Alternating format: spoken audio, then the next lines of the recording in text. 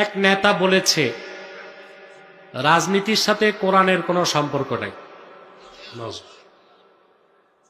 এই নেতারই যদি জিজ্ঞেস করেন সূরা ফাতিহার তরজমা কি, ওর কিন্তু মাস্টার স্ট্রোক করবে। সূরা ফাতিহার তরজমা যে জানে না, এ কেমনে বুঝবে কোরআনে রাজনীতি আছে না নাই? এখন কি আমি প্রমাণ দিব কোরআন শরীফ থেকে? দেখেন, এই কোরআন কারীম সূরা হজ,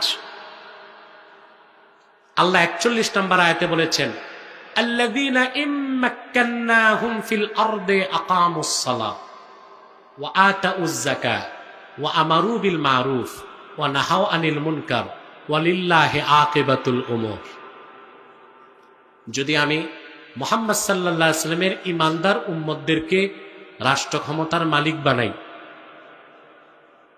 তারা নামাজ প্রতিষ্ঠা করবে, যাকাত আদায় করবে, সৎ কাজে আদেশ করবে, অসৎ কাজে নিষেধ করবে, তা আপনি রাজনীতি করবেন না, রাষ্ট্র ক্ষমতায় যাবেন কেমনে? কথা বলেন, সম্ভব? আল্লাহ তো মুসলিমদেরকে রাষ্ট্র ক্ষমতায় যাওয়া আর কোরআনের বিধান দিয়ে রাষ্ট্র চালানো অবিসম্ভাবী ফরজ করে দিয়েছেন।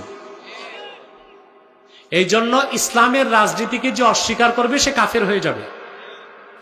সমস্ত উলামায়ে কেরাম একমত, আসিয়াসাতুল ইসলামিয়া জুজউল ইসলাম আল্লাযী লা ইয়াতাজাজ্জাউ। ইসলামী রাজনীতি ইসলামের অংশ, ইসলাম থেকে তা আলাদা করা যাবে না, তবে সেটা খেলাফতের পদ্ধতিতে। কথা বুঝতে পারছেন?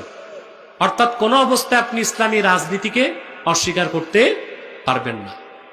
তারপরে কোরআন কারীমে খেলাফতের ব্যাপারে আল্লাহ বলছেন না?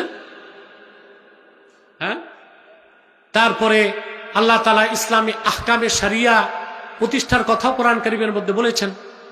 অতএব ইসলামী রাজনীতি কোরআনে নাই, এটা চরম নির্বোধ ছাড়া কেউ বলতে পারে না।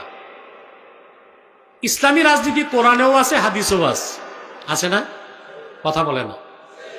মুসলিম শরীফের হাদিস, রাসূল করিম সাল্লাল্লাহু আলাইহি ওয়াসাল্লাম ইরশাদ করেছেন, সহিহ মুসলিমের হাদিস, কানা বানু ইসরাঈল তাসুসুহুমুল আম্বিয়া কুল্লামা হালাকা নাবিয়্যুন খালাফাহু নবী ফাইন্নাহু লা নাবিয়্যা বাদি ফাসায়াকুনু খুলাফা। আল্লাহর হাবিব সাল্লাল্লাহু আলাইহি ওয়াসাল্লাম ইরশাদ করেছেন, বনি ইসরায়েলের নবীগণ রাজনৈতিক নেতৃত্ব দিত। সুবহানাল্লাহ কইবেন না? বনি ইসরায়েলের রাজনৈতিক নেতৃত্ব কারা দিতেন? নবীগণ। একজন নবী ইন্তেকাল করলে আরেক নবী দায়িত্ব নিতেন।